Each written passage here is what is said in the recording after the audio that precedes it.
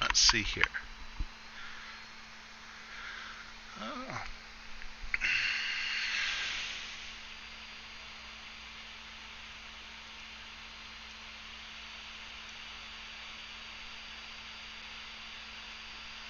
Let's double check that I'm getting sound. That's working.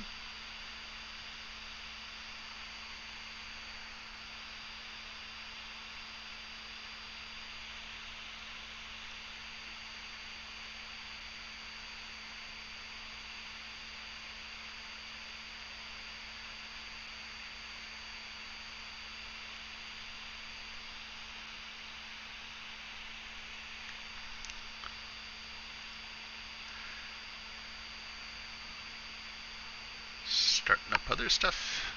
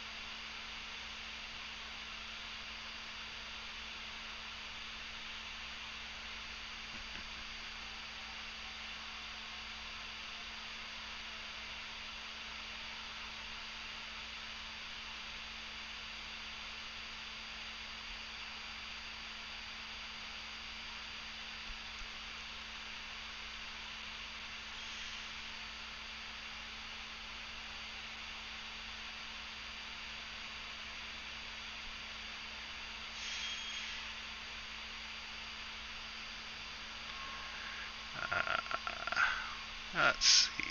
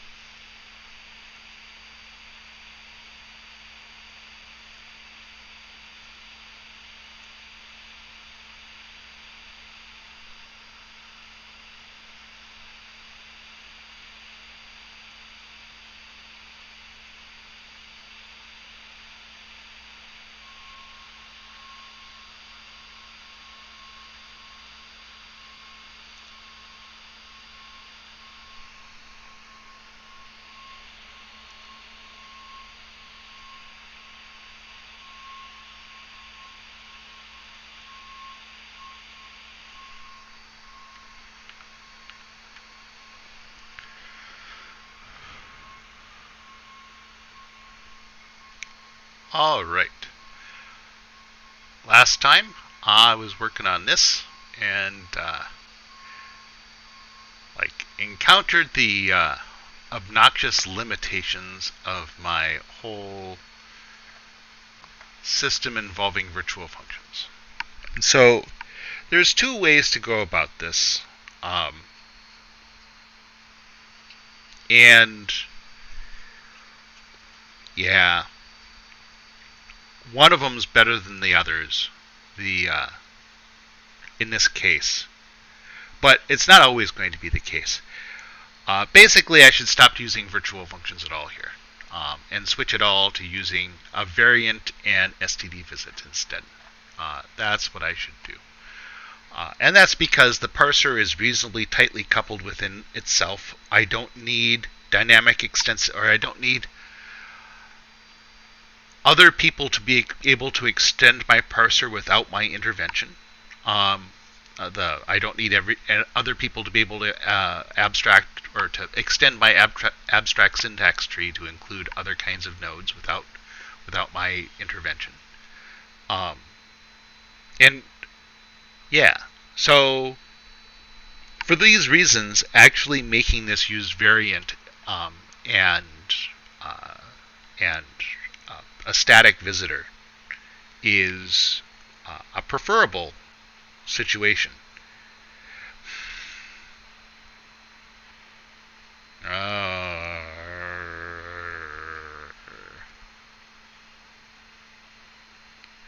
Static visitors aren't static because variants have a type tag in them. And so they still look at the type tag and then decide which variant to call. And that's okay. But they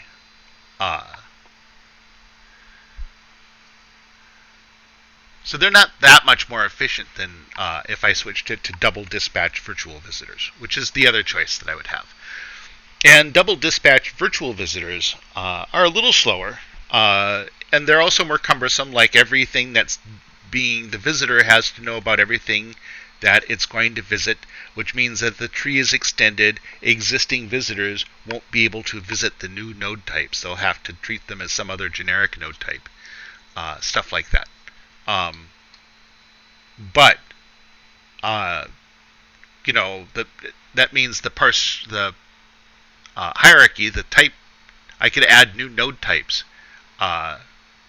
Like random people could add new node types, and the whole system would still continue to work with double dispatch dynamic visitors. So, yeah.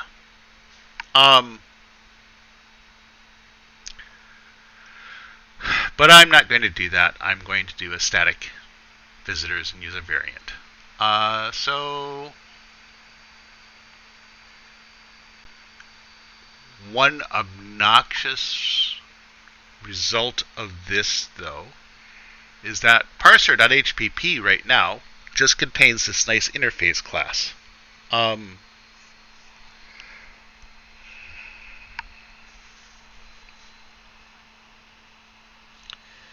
And I would have to expose all the AST nodes in it.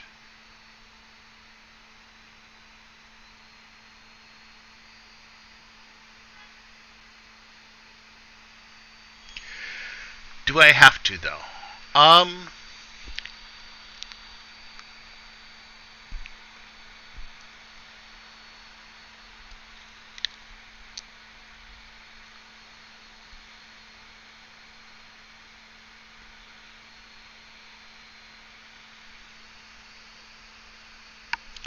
I don't really want to expose my AST to the outside world. On the other hand, this stuff here,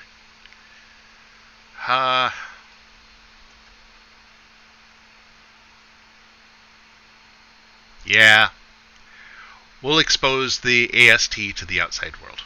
Because one of the nice things about this thing is that the only type that's exposed, like all these other types, exist within the namespace parser. They're technically public types, but they're not visible to anybody who includes parser.hpp. They're kind of, in a sense, they're private to this CPP file. This would modify them so that all these types would have to be public and be part of the HPP file for the static visitor thing to work. There is a way to not do it, but that would basically mean I'd have to have like some kind of parse tree facade. And yeah, I don't want to do that. Because then in order to avoid exposing types, I'd have to use the pimple pattern, and then I don't like using actual new, although for something like the parser, I mean, it's pretty heavyweight. Having a new involved in the parser is probably not that big of a deal, because there has to be a bunch of news involved in the parser anyway. So, pimple, yeah. So I could use, a abstract type as just give a name for a type at the top level, and then use a pointer to that name without specifying what the name meant, and then define what the name meant over here. And I could make that work with the facade. I don't think it's necessary, though. I don't think it's that big of a deal to, in fact, expose all of this stuff. I'm already exposing some internal details, like what an expert pointer is, which that's not what I should be calling it. I should be calling it an AST pointer. In fact, I think as part of this refactor, this is going to be a massive refactor, sadly, and I'm not going to be able to do it piecewise. It's going to be a refactor that's going to have to be done all over the place. So as part of that, One of the first things I'm going to do for this is I'm going to rename this, and I am going to call it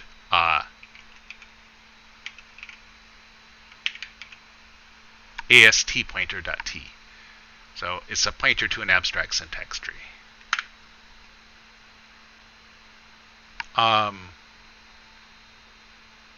And that, of course, this is what it says. This is C line, and so this rename here is pretty effective.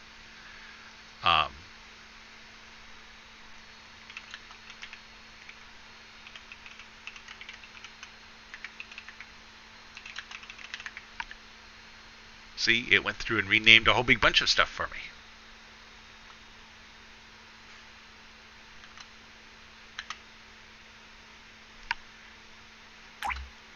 And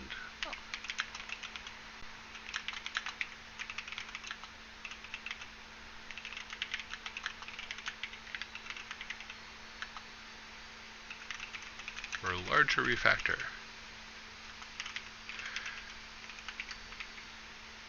I really should have something that checks to make sure.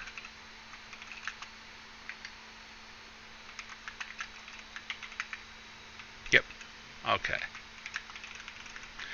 I should have a pre-commit hook that checks the size, the length of my first log message and fails the commit if the log message is too long.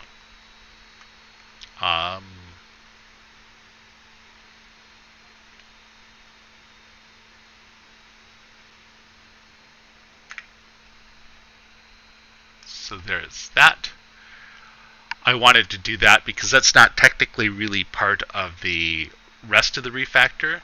I wanted to do this rename because this new name is more accurate and is going to be, yeah. Okay. So now, here is what we are going to do.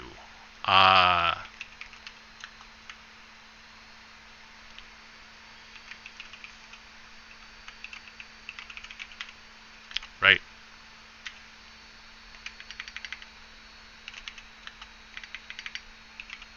Okay, we'll rename it to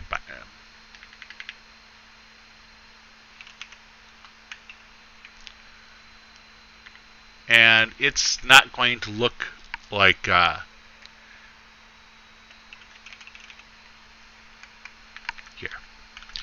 Here's what we will do. We are going to, one, delete this because we're not going to have any more virtual functions.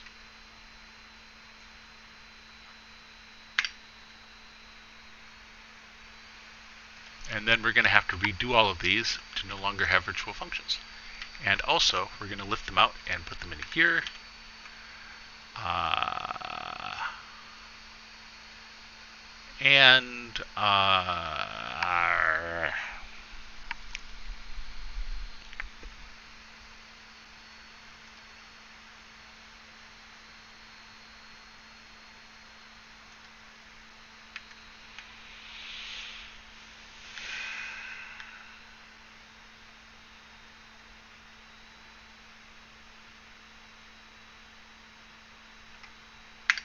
No longer derived from parse node.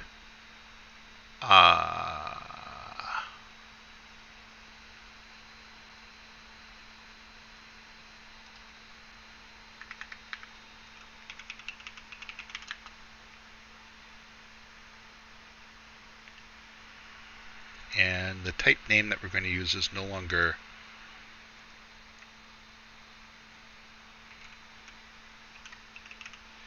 call it AST node.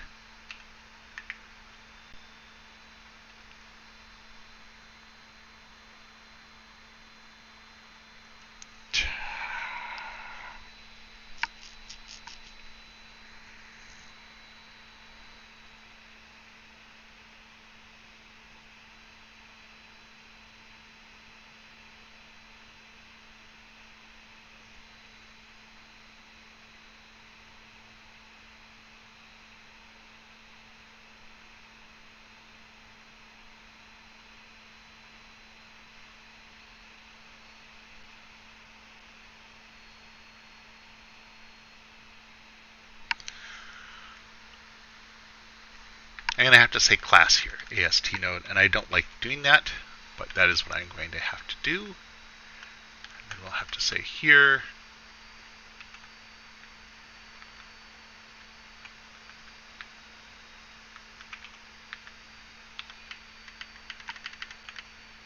AST node.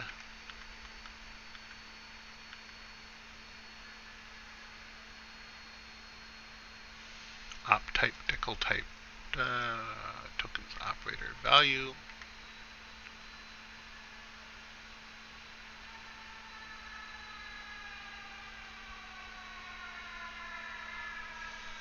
Oh my.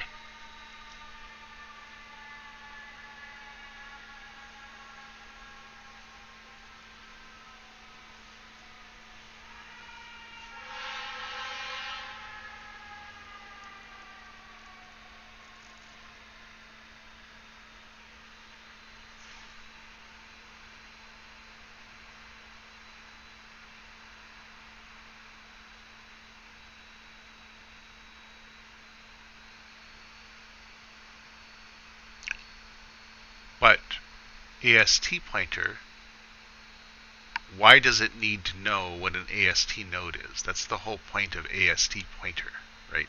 Is that it shouldn't have to know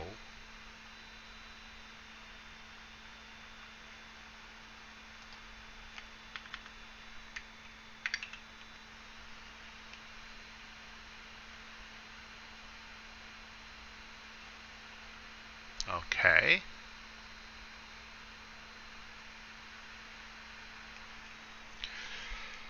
Oh, my lord.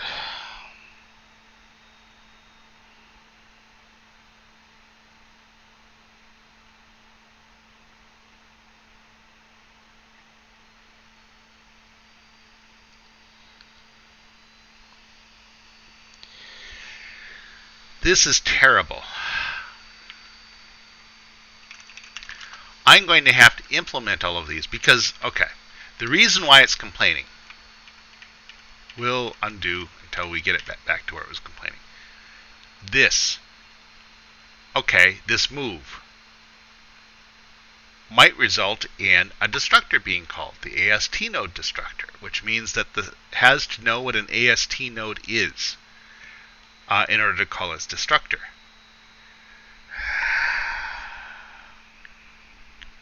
And it might result in its move constructor. No, it won't result in its move constructor being called, but it might result in its destructor being called. And yeah, that's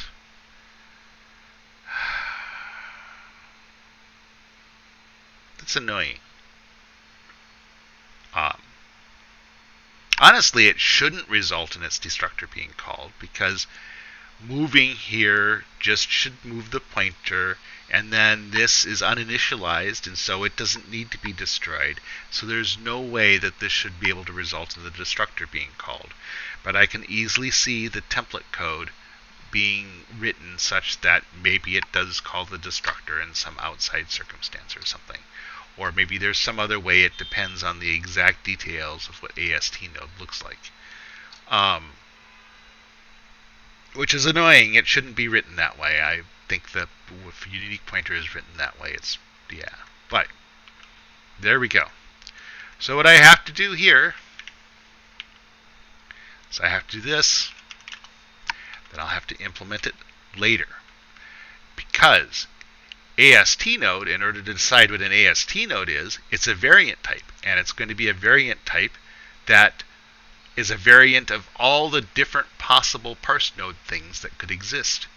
And yeah,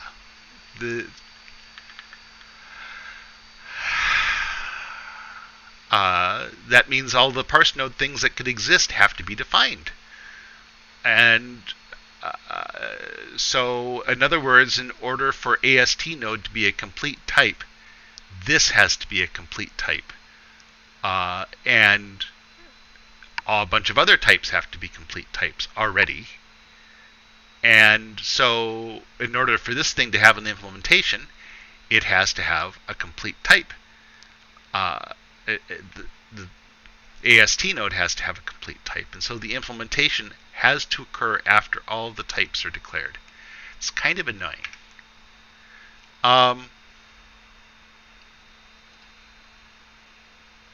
So, yep, these are the operator names. This does not belong in here.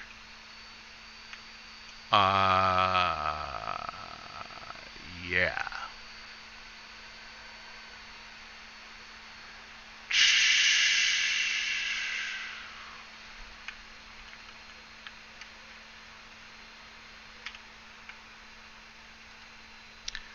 We can put that here.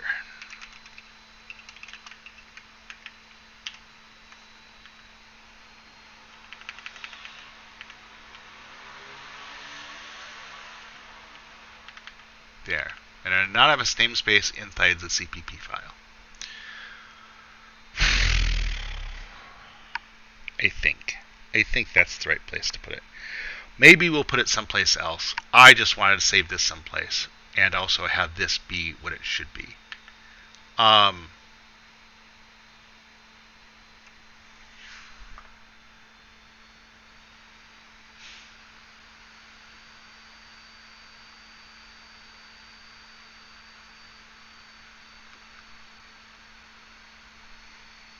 don't know if this should even have a public section or private section anymore. I don't know.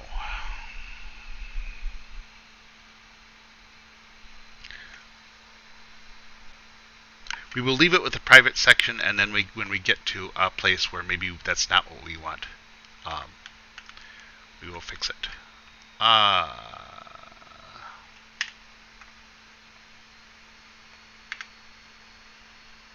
So here, identifier expression is no longer going to be a parse node,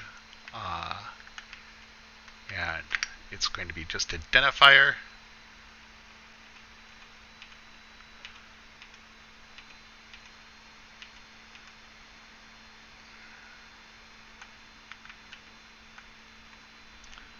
And I believe in edit menu there is a redo.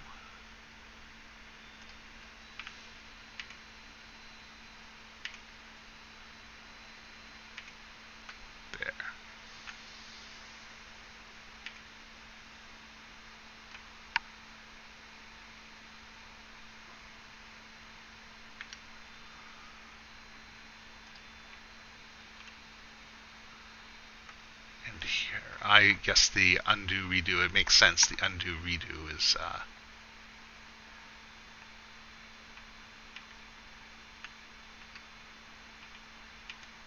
there. All right. Now we're going to rename this.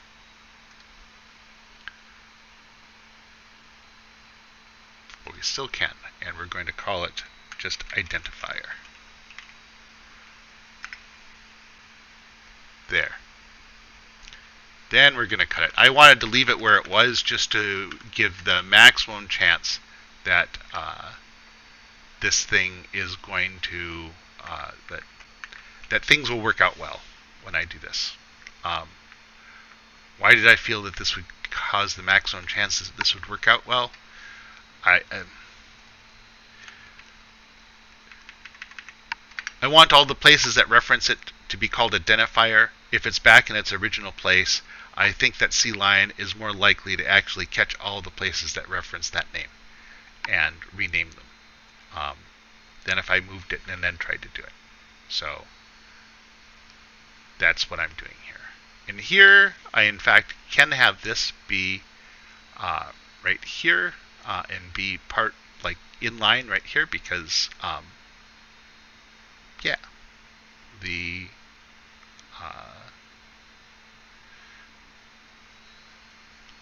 only thing is none of those exist anymore. Okay.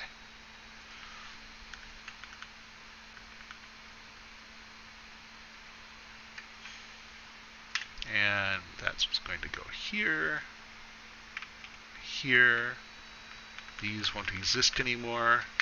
That constructor can be just fine being, it's no longer inherits from parse node. Yeah.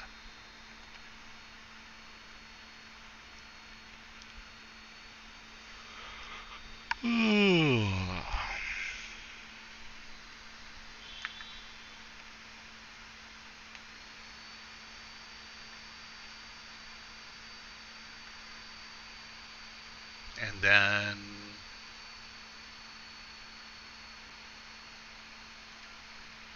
the next one is statement list. That should be the last one that we have a class for. Oh, no, there's assignment statement too.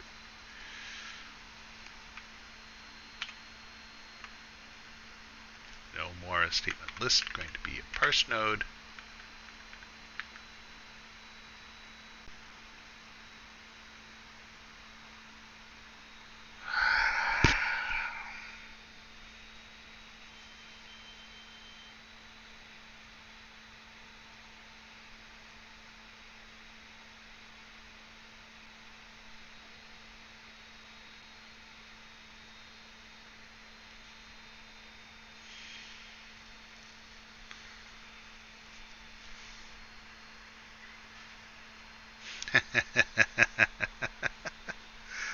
Oh my.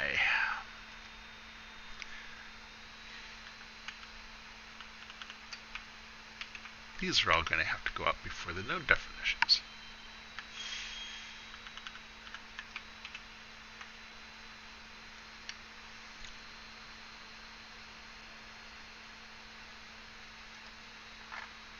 There we go. So I'm declaring this thing a friend so that it gets to just fiddle with this vector directly. Maybe I will just declare it to be public and not worry about it. I don't know yet. Part of it is exactly what I end up doing to implement the visitor. And then the last one that I need is assignment statement.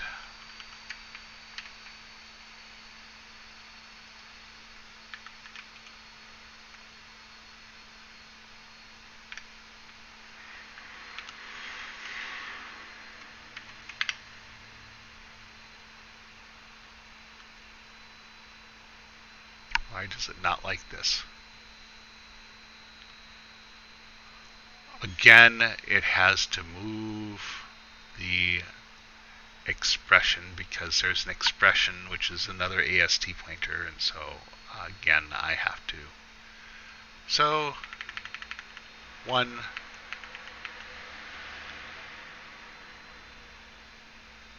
but then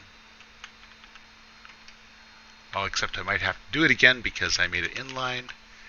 Then a semicolon makes it too long. So yeah,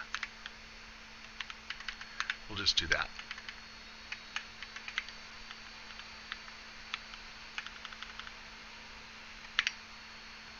Like that.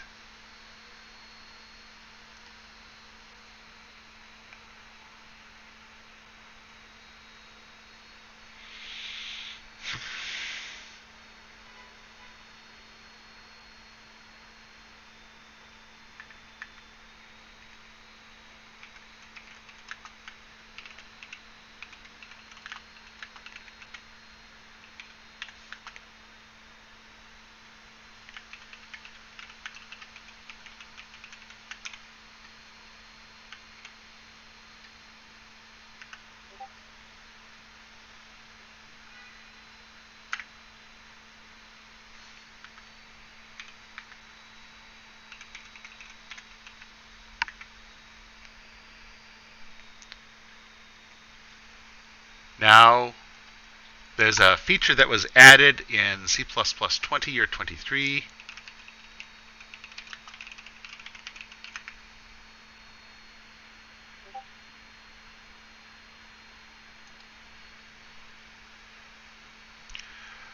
That allows you to basically inherit constructors.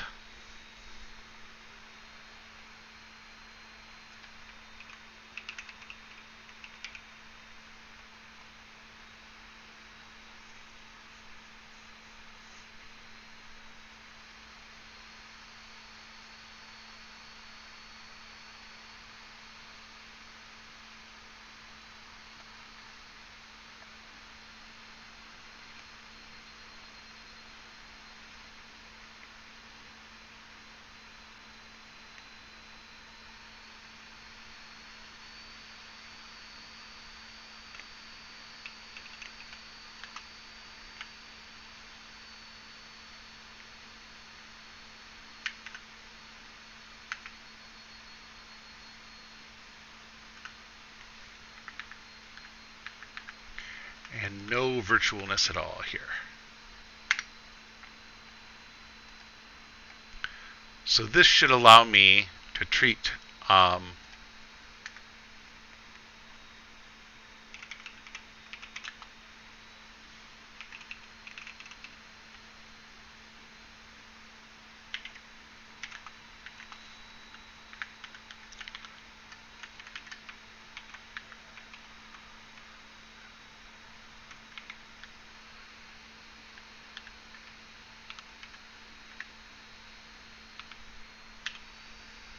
and then I should just be able to say here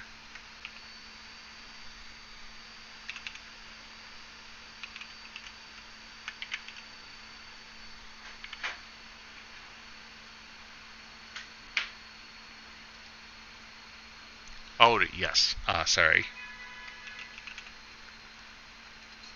like that,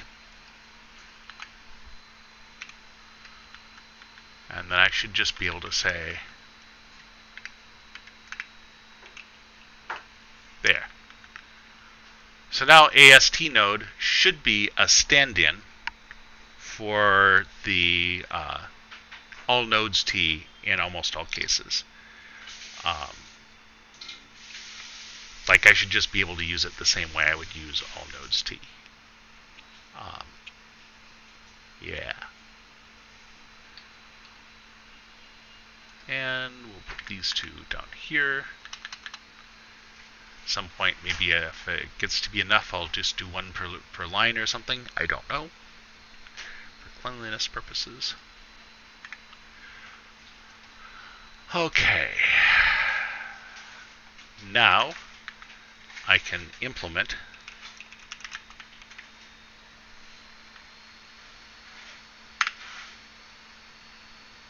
which of course is going to have an empty implementation, but there. And that will now work.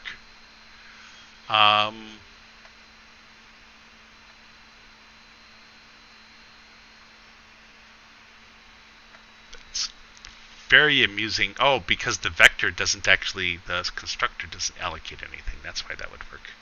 Of course. Silly me.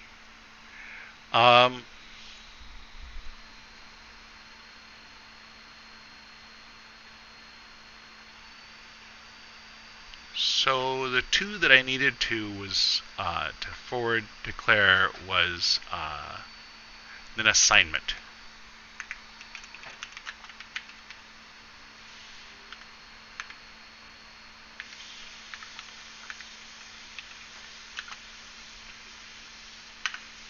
There, and that will work. I won't get the funny error anymore because now it knows what an AST node is.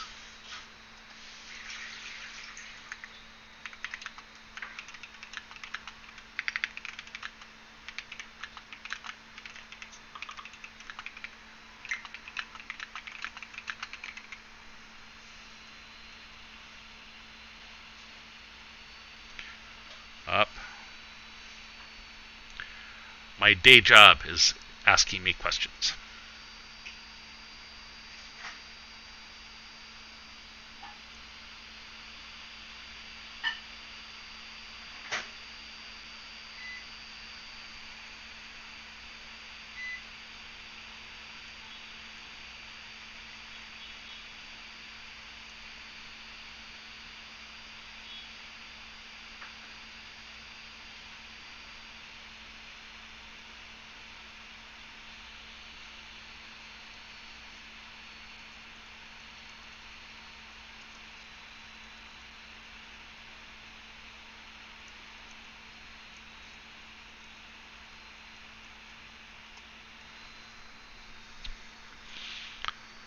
Work calls, that work. Or I'm doing stuff with Kubernetes. I have a friend who wants to know a bunch of stuff about Kubernetes. I should actually have make an arrangement with him to set up a cluster.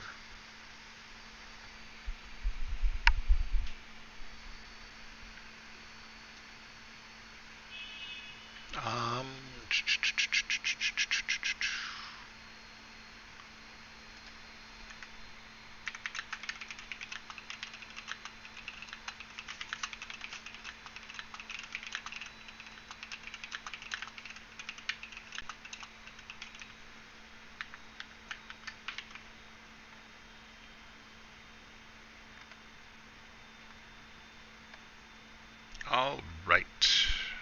And then assignment statement again.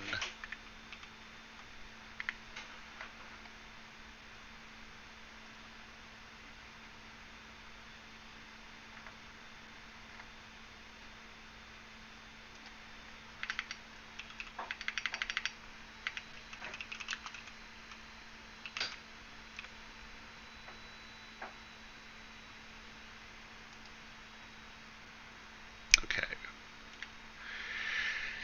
Now,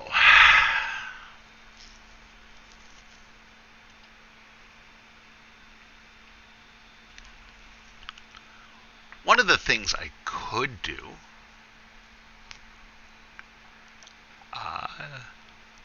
is I could define the visitors here.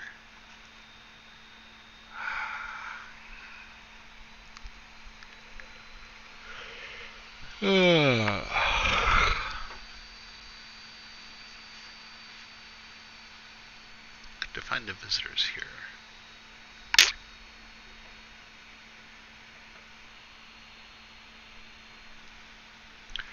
I am going to take a short break. I will be back. And yeah.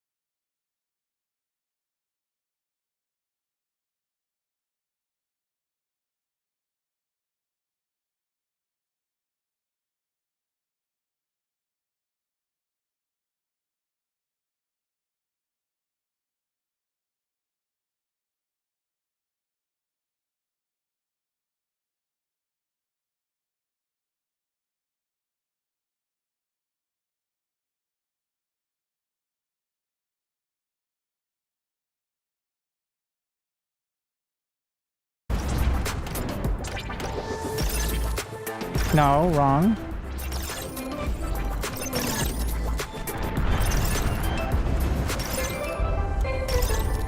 Oh my god.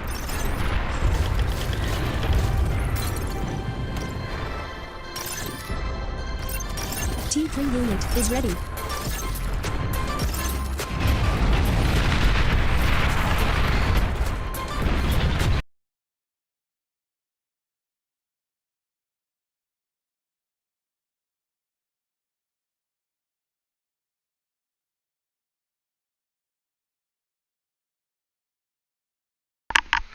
Right, now I am back again.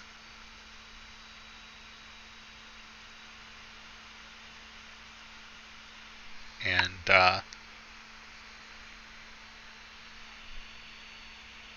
well, it is. Hello there, Evil Eye Interactive. Attracted to the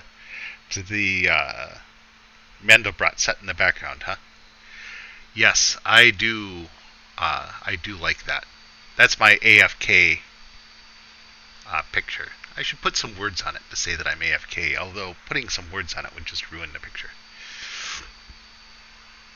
I'm sitting here converting from a virtual function-based system to a static function-based system, and for this parse tree, for this C++ parser that I'm writing. Think. So, I actually did this as a for the tokens. So there is this really obnoxious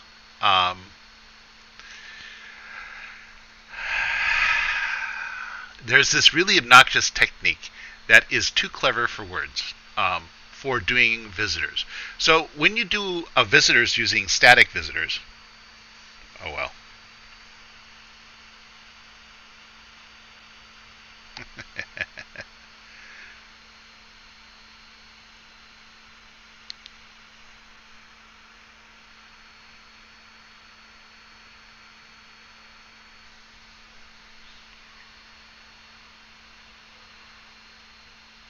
Yeah.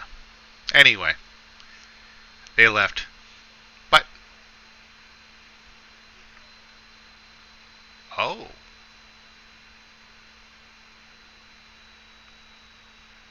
There is no t.orig text. There is too a t.orig text. It's a string. This is just fine. What's it complaining about?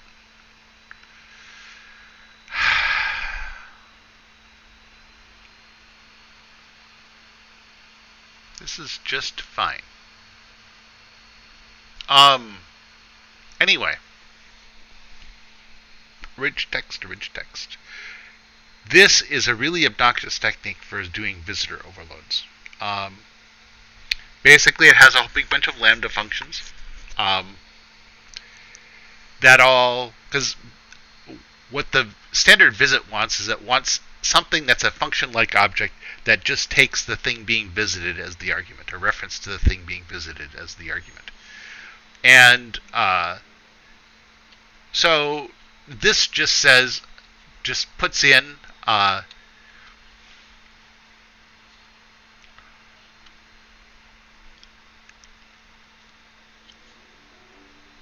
this creates a class called tokens overloads. Loads TS. Okay, why is it tokens overloads? Just a bit. Let me look at tokens.hpp.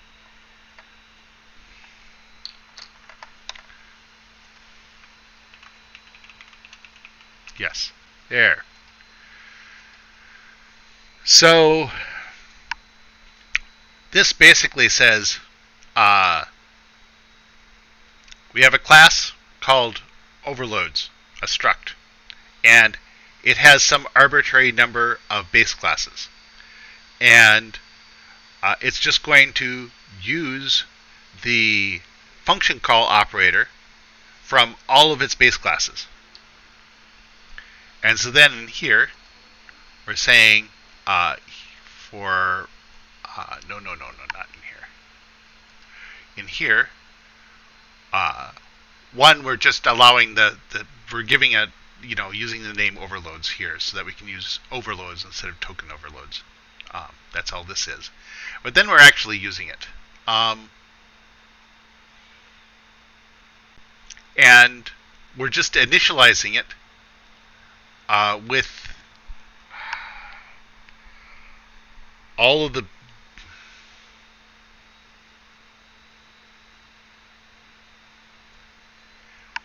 we're constructing this with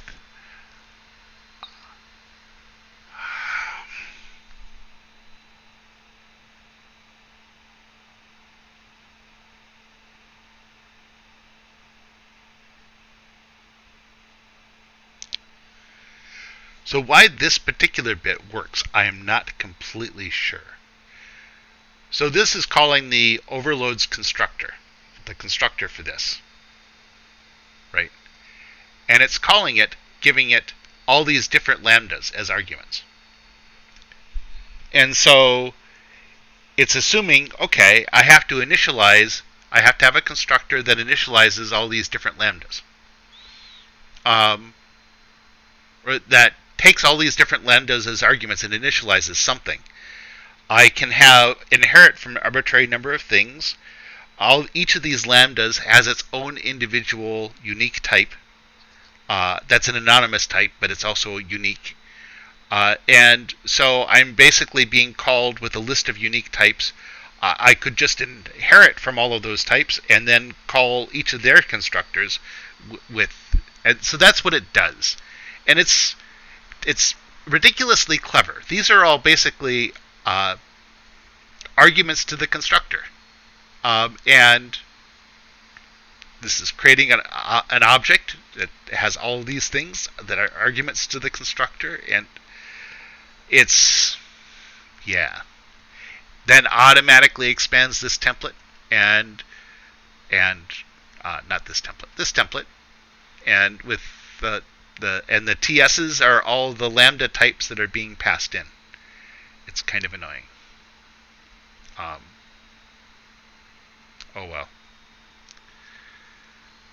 I got more people watching with my AFK picture than with anything else. That is very sad.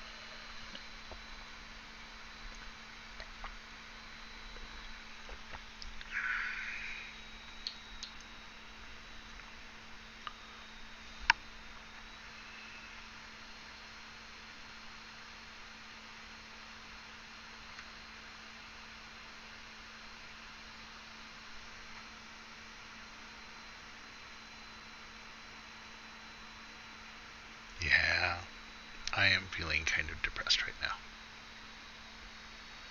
Anyway, I'm going to go AFK again.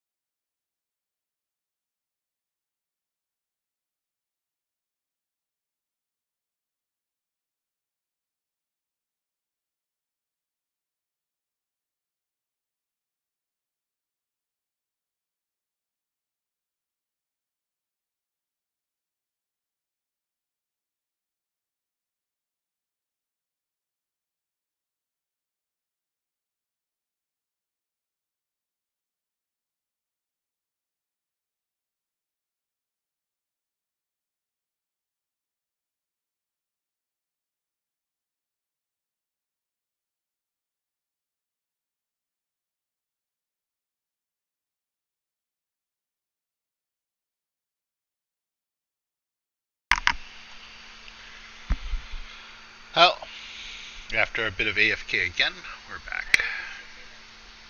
But,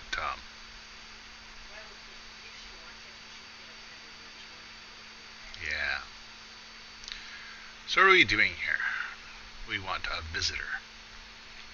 I was talking all about the visitor over here, and this definition here for the visitor for a helper type, if you just want a visitor that's a bunch of lambdas, and the amazing hack that is with the, yeah, it's just ridiculous, this thing that's being done here, but it works.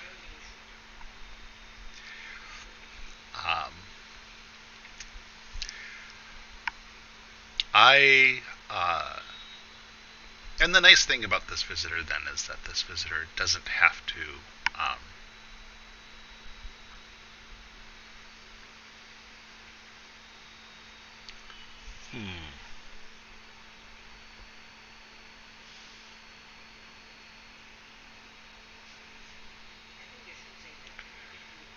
yes.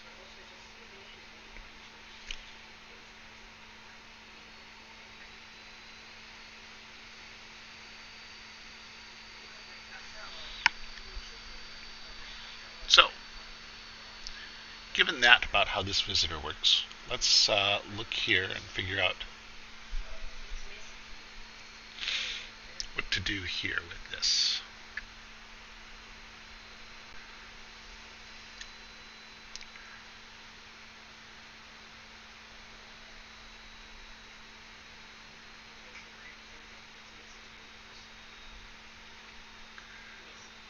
What I'm going to do is I'm going to put in here the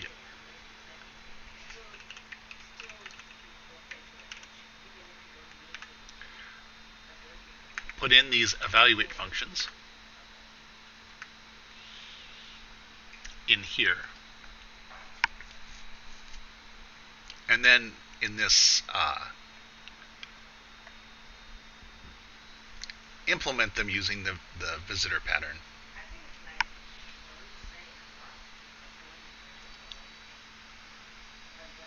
So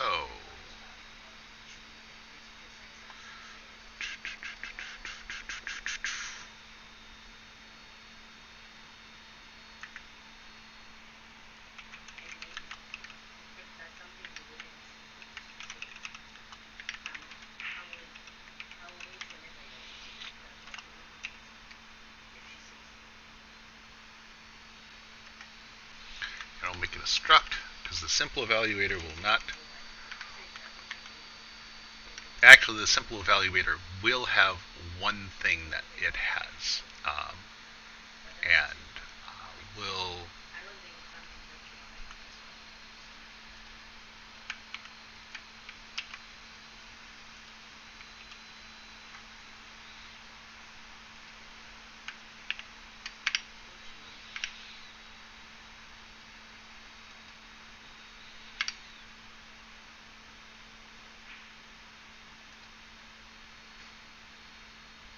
No, I don't want to apply rename refactoring.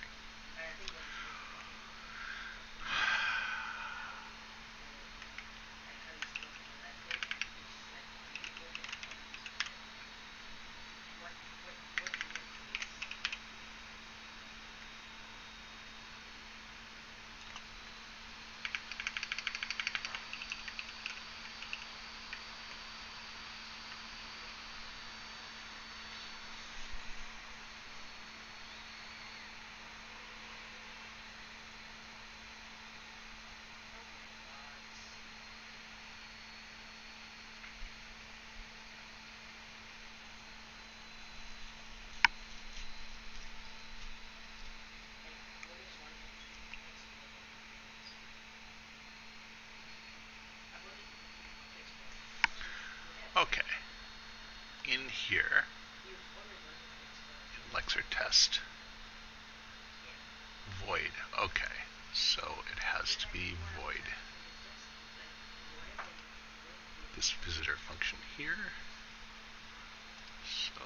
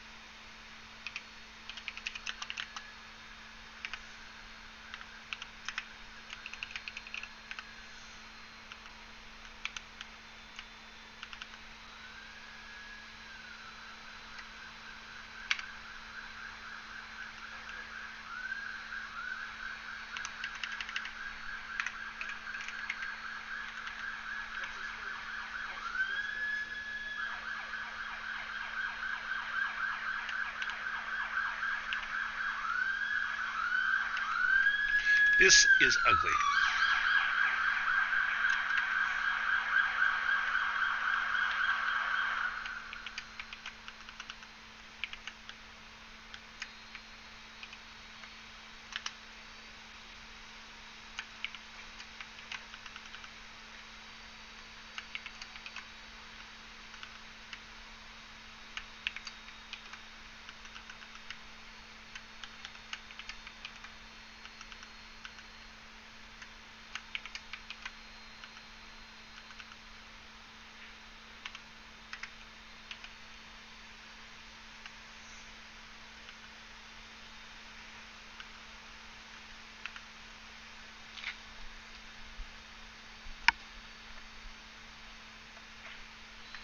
And we're just going to leave this as being public.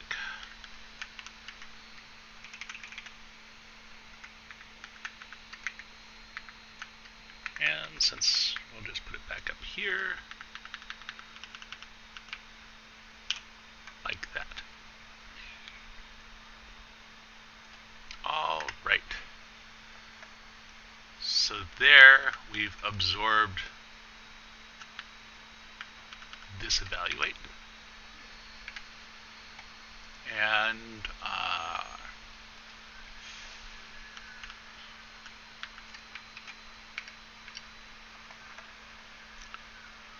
disevaluate.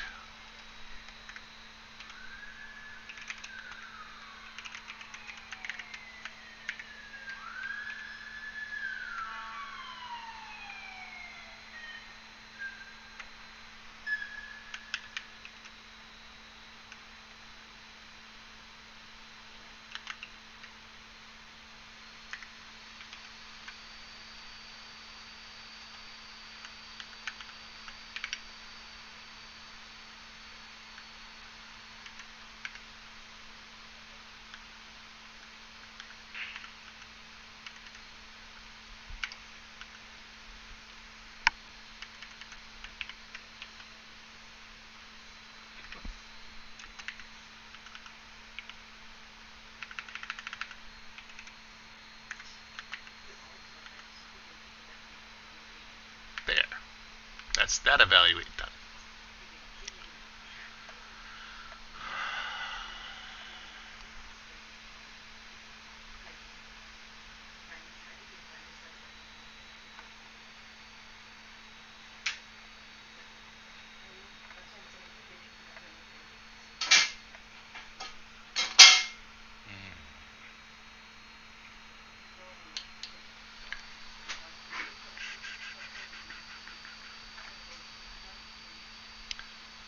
Then we have another evaluate for statement list. And we'll just cut it. Put it in here.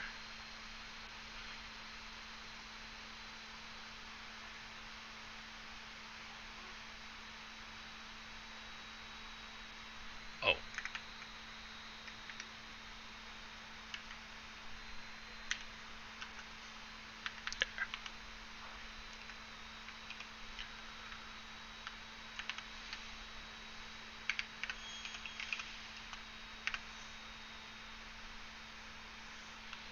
And here, numerical literal.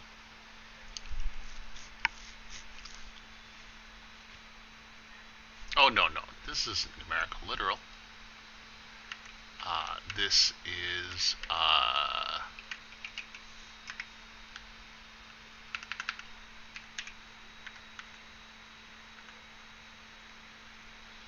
and then here we go through all of the statements in the statement list.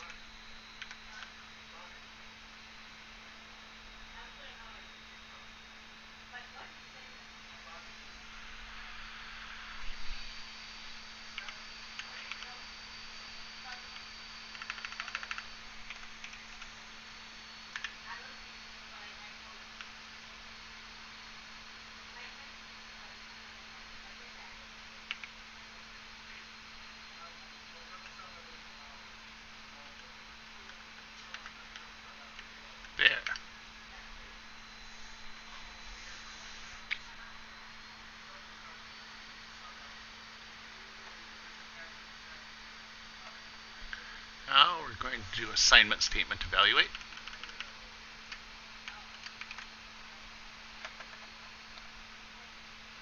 Same treatment.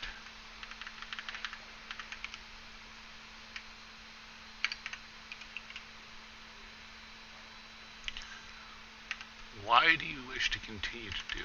Oh, wow.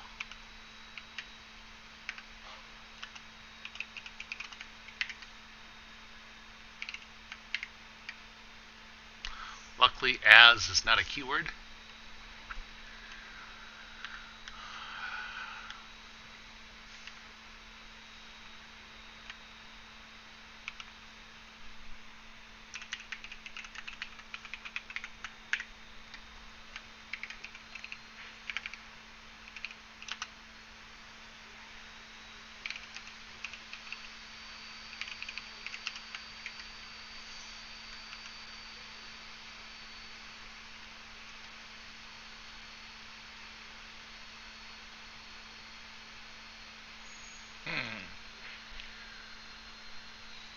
Yeah, that's what it is.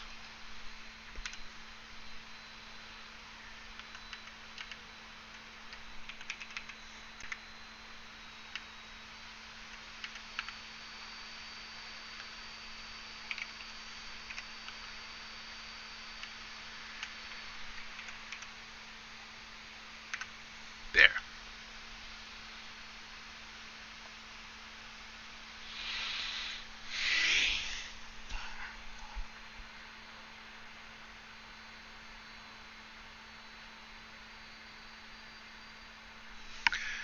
I think I'm just going to make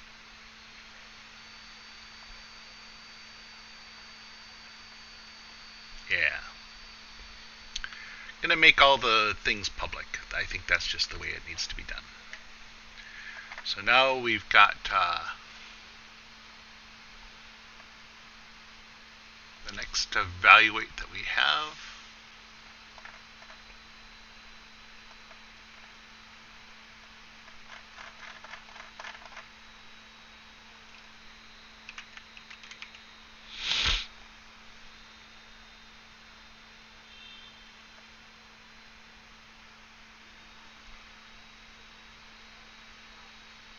And current, no. That's not what we're doing here.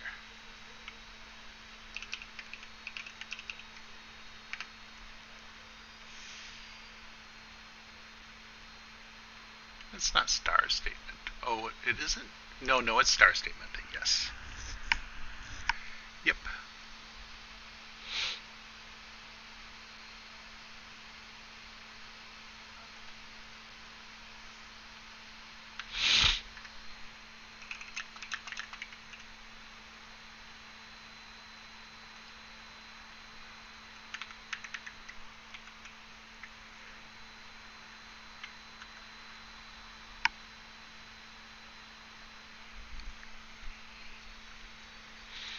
There. Let's search for evaluator. I somehow completely missed doing the numeric literal one. Well.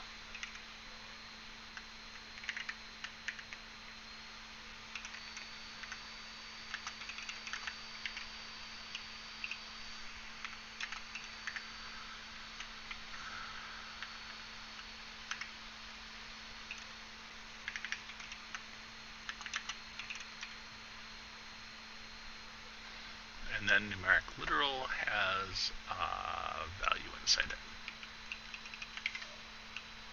Like that. Alright. And let's look here at our type here. We have binary operation, identifier, numeric literal, statement list, and assignment statement. So we've covered all the bases here.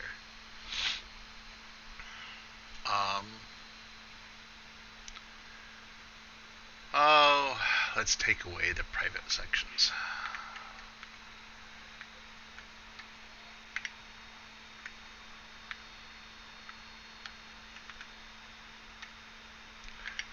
doesn't need to make it a friend.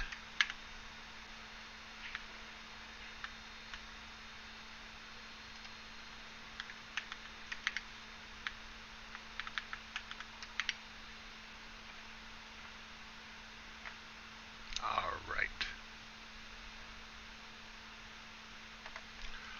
Oh, yes. There.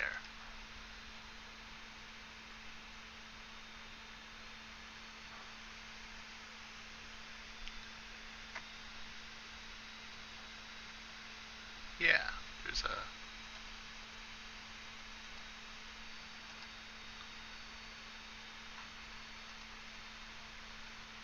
Oh. Oh, no, it's...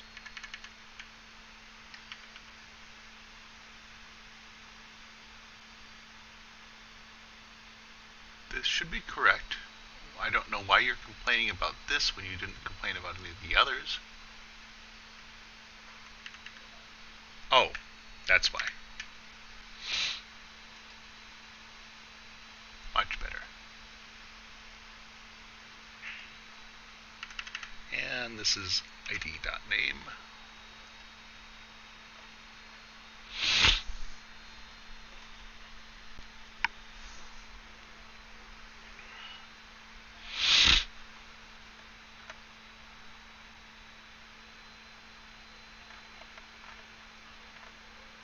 All right.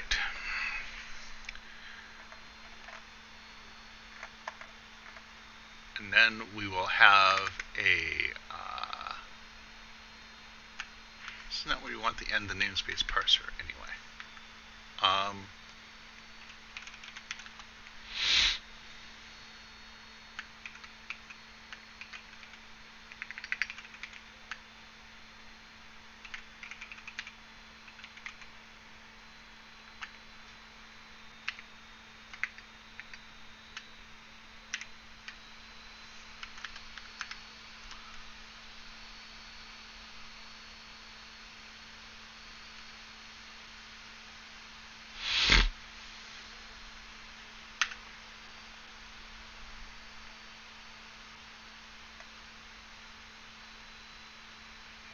I got that part right.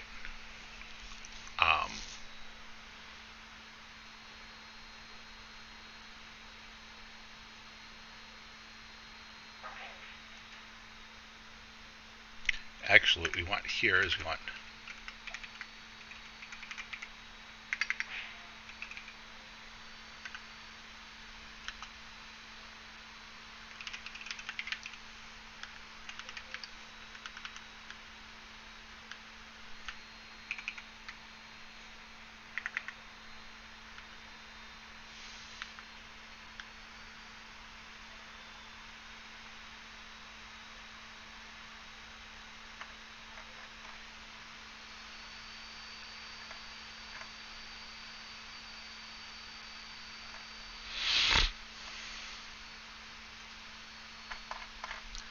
And that also means we need an O string here.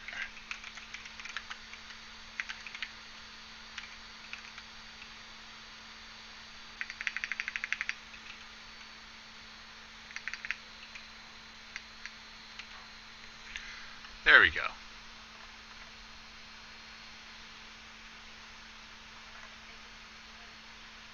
There we go.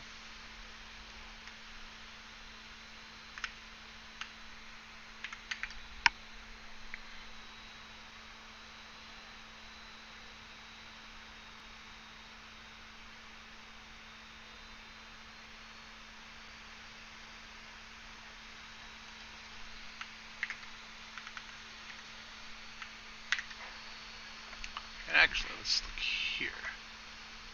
Ah, yes.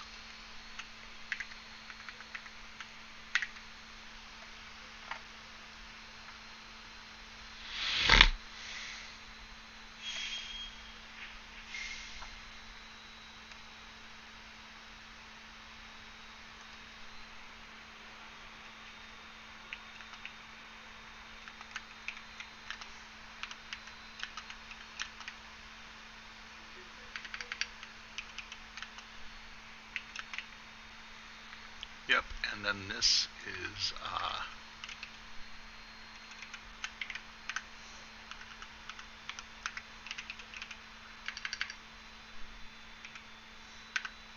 yep, like that.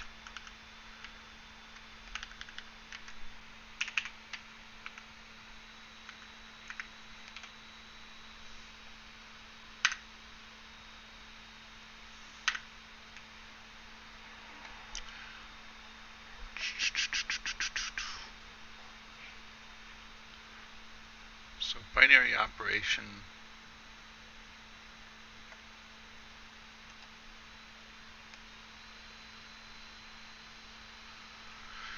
That's correct. That's correct. No, this is not correct.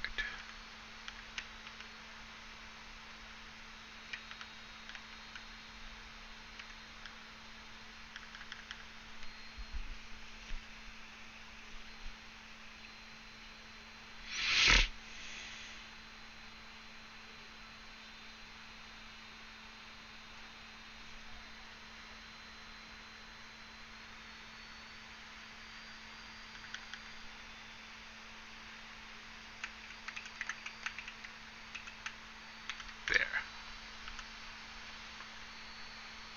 And we don't need an I here, because this is all debugging.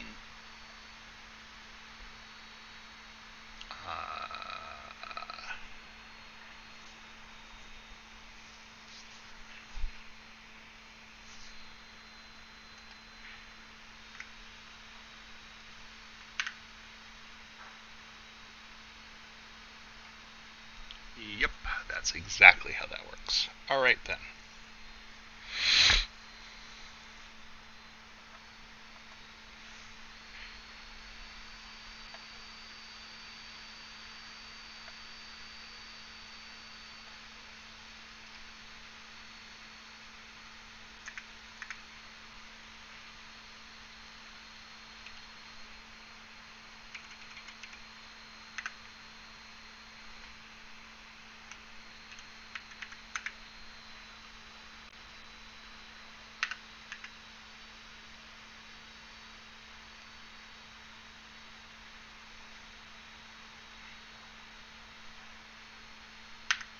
Except this is wrong.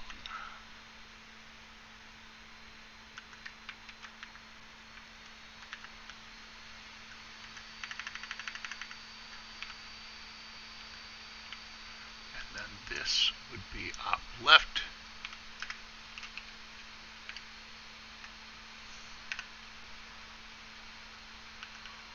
Op right.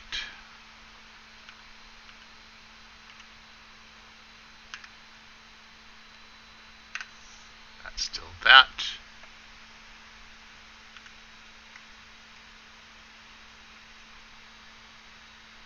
That's still that. That is still that.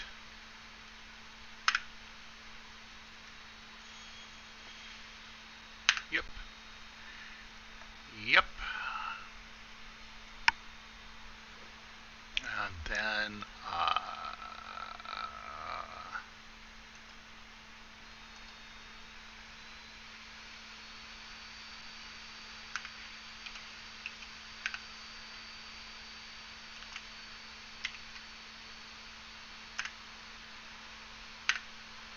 yep. Exactly.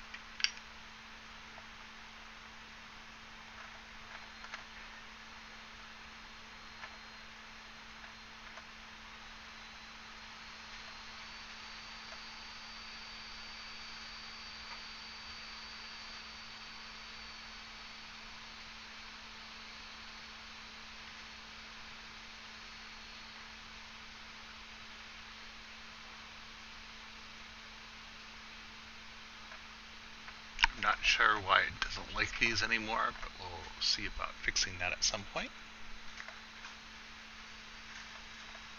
And stringizer. Okay. So then the last thing that we have to do is implement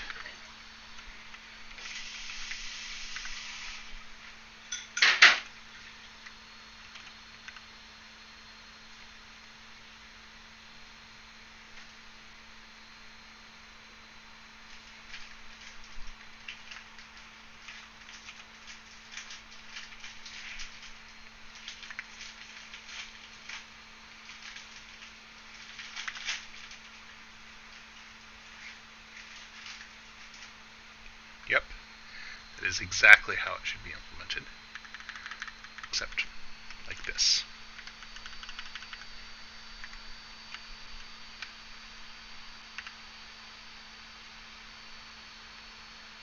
Yep. Yep. Okay, what happens now if I try and build this?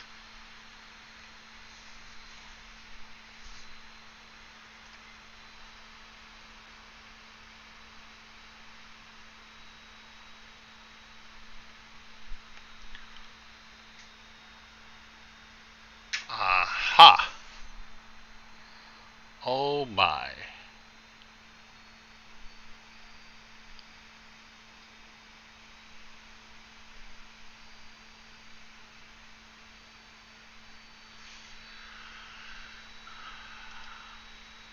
No longer making a unique assignment statement here. We are making a unique AST node. And here we are making an assignment statement.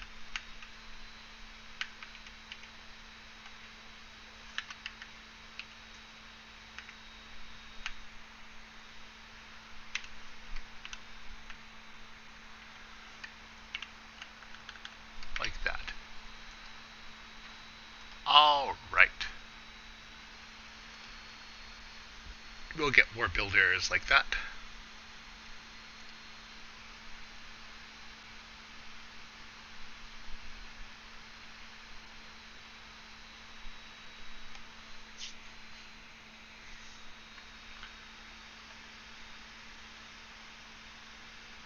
Oh.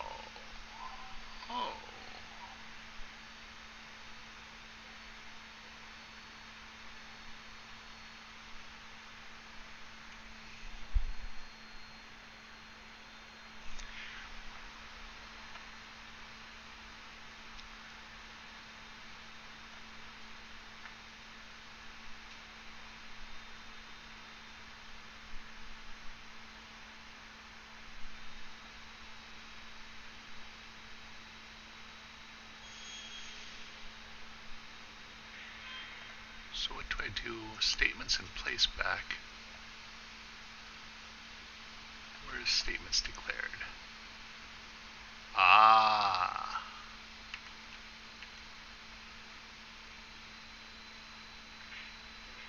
No.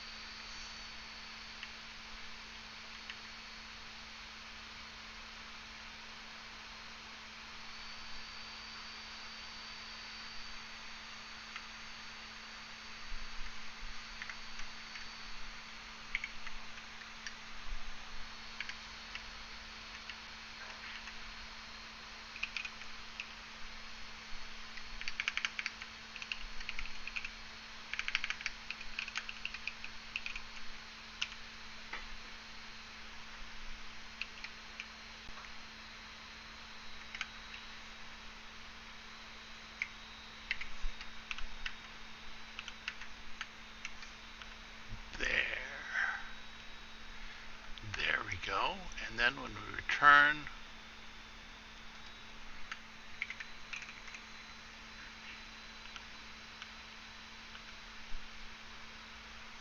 which does leave a dangling reference. So if I was really going to be thorough about this,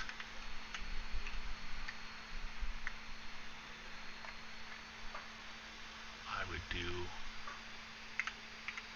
this.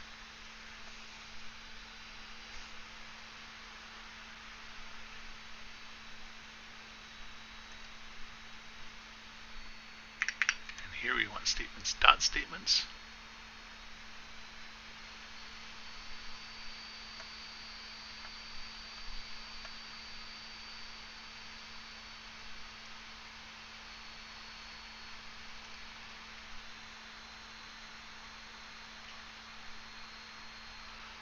So why did I put this around here? So I put this around here because essentially, once we move statement nodes, this becomes a dangling reference. So I want to make sure that this reference no longer exists by the time we get here. And so, yeah, that's why I did that. Let's see here. Let's go to this error. Okay, so same problem.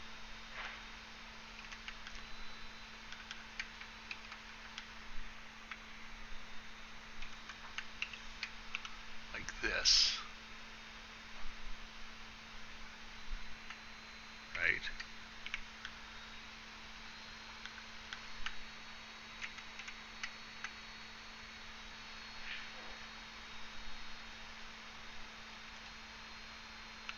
Like that.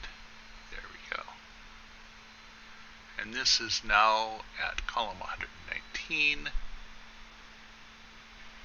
So I should really do this like that. And that's now at column 86.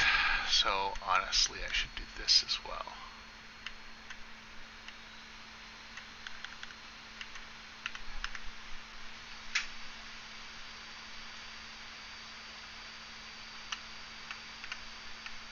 Like that. And really, it should be like this.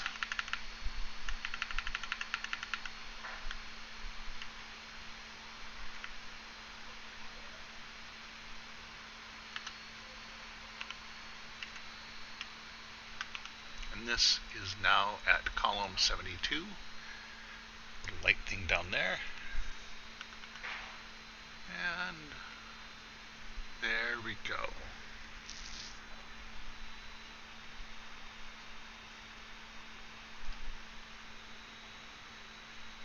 We get another error like this. Exact same thing.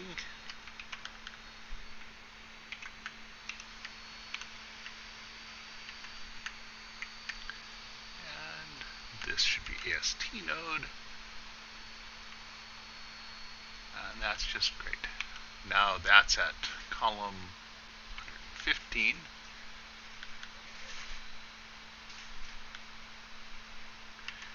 No, we'll just do this. There. And we'll go up here and fix this other one to be the same way.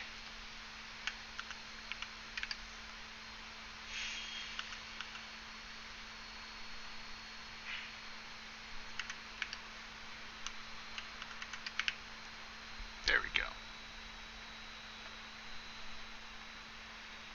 Build it again. I'm just letting the compiler find these for me. Exact same thing.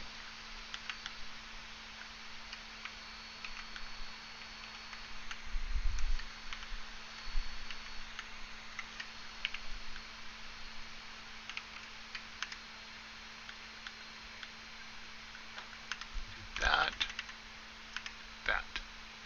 There we go. All right.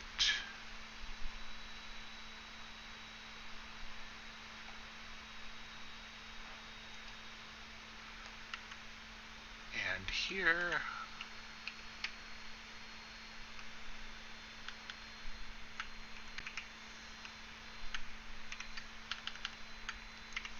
Like that.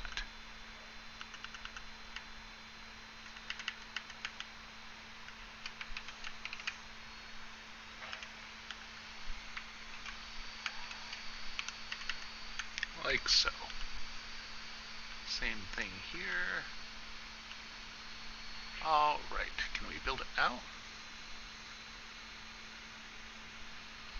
Let's try running it. Haha. Well, that didn't work so well.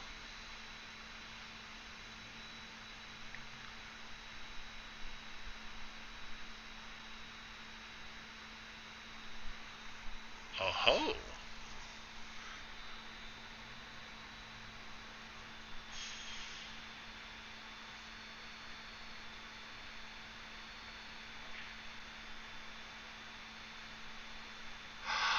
I made a mistake.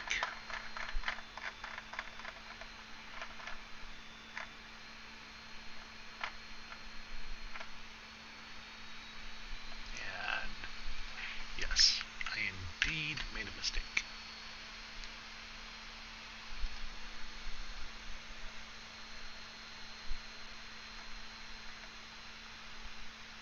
Now, why we got a sig V?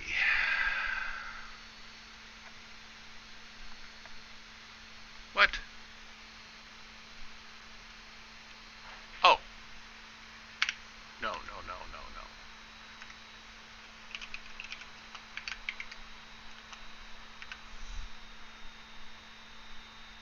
Yes. That's the... Okay.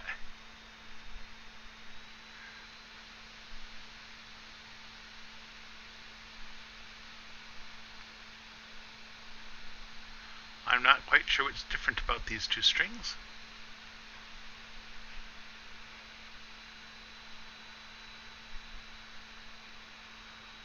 Oh, don't need quite so much indent.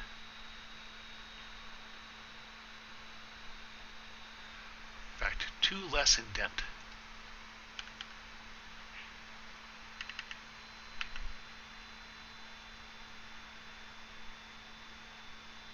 One less indent, 1 less indent.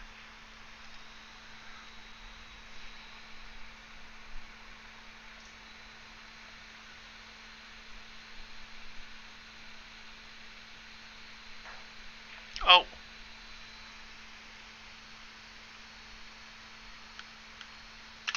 It was 1 more indent that I needed. Missed which string was which. There we go. Okay.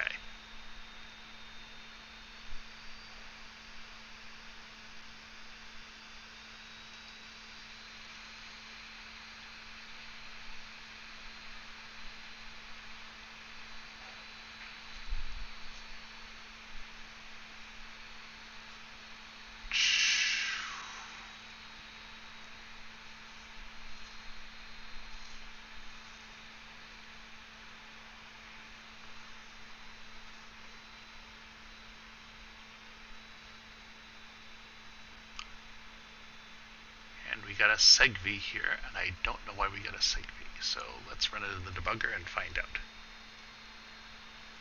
All right.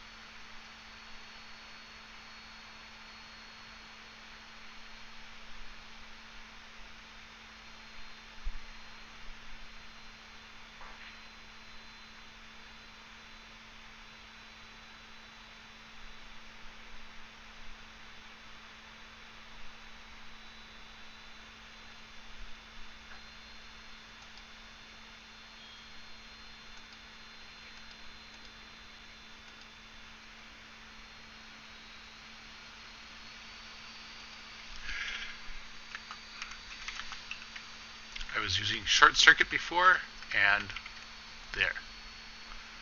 That's the problem. And I should have, yes. Now I bet it will work. Whee! So that refactoring went with, that was a pretty major refactoring, and that went without a hitch, for the most part. I'm kind of surprised. Let's see here. What, I am curious, does the AI think changed?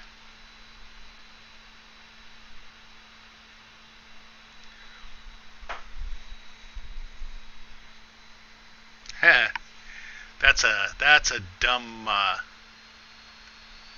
description of the change.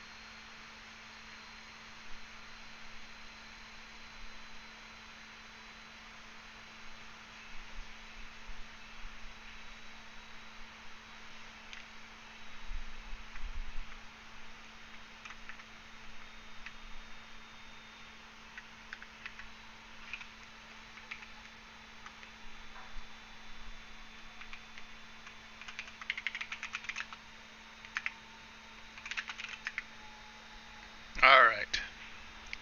Well, that's done now, and I think I'll be signing off for the evening. This will enable some tests that I hadn't done before. I'll be able to implement them, and I'll be able to test all of the results of intermediate expressions. There's all kinds of things this will enable me to do that I wasn't able to do before. So, yeah. Or I could have done them before, but it would have been really cumbersome. Basically, the problem was evaluate infix, the infix print, and the postfix print were essentially all instances of doing a very similar kind of thing.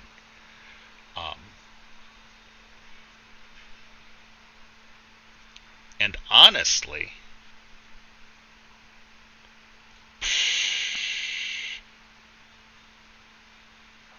yeah, I don't know. There's some aspect of traversal that should have some kind of traversal mechanism that is unified.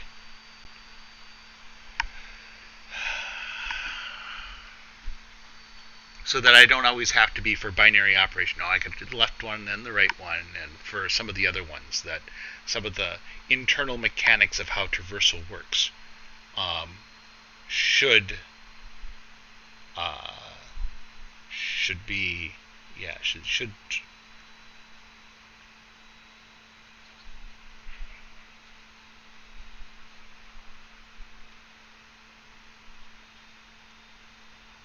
They should be inside the classes, inside the structures themselves, somehow. because those mechanics are attributes of the structures. Re-implementing them every single time and every single visitor, like I did here.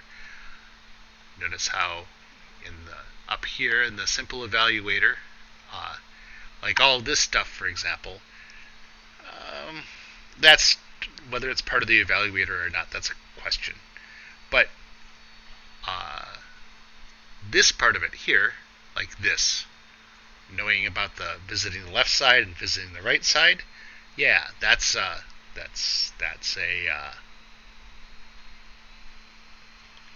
should be part of the binary operation, because it is what knows about this internal structure and how that internal structure is meaningful.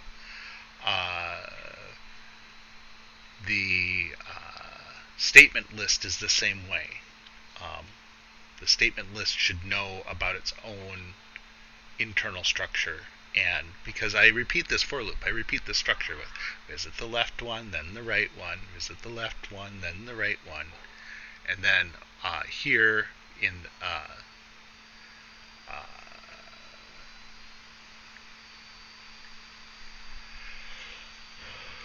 right,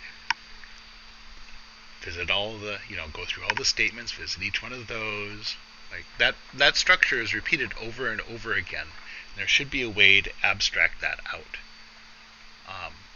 I'll have to think about that. Maybe I don't know that I will do that for next time, but otherwise, all of these, like these functions, these evaluate, infix, and prefix, were all kind of instances of visitation, and I should have been implementing them in terms of an abstract visitation concept instead of implementing them as virtual functions in the way that I did. And I had a couple of choices there, as I talked about at the beginning of the stream. I could have had a visit, a virtual function instead, and used double dynamic dispatch to implement it, which has its pluses and minuses. Or I could have used static dispatch, except it's not exactly static dispatch, because the std visit for variant has to go through and look at all the different types that the variant is, and it has to look at the type tag and decide what to do at runtime. It can't decide at compile time. It has to decide at runtime. So it's partially dynamic dispatch, but not double dynamic dispatch. It's it's dynamic/static dispatch. Dynamic based on the actual type that's being held in the variant, and dynamic based on or static for then the visit function that is called. So that is the way that I chose to do it, and I chose to do it because the tight coupling that creates between all of the different classes that are part of the variant is acceptable in this case. I don't need other people to be adding things to it. That's the problem here, right? This all nodes T is, this variant has to list all the different types that are going to be in there, so then that's anathema to extension. But in this case, as I said, that's not a concern. So, and if it is a concern, I can create some kind of escape hatch here for some kind of AST node type that in fact is designed to be extended, if I want to allow people to add AST nodes to this parser. So I can change it later without having to do the whole refactoring and switch it all to being fully, double dynamic dispatch. But again, our test enabled us to do a major refactor and then be confident that we got the refactor correct. So that's a big plus. All right. Well, that's it for this evening.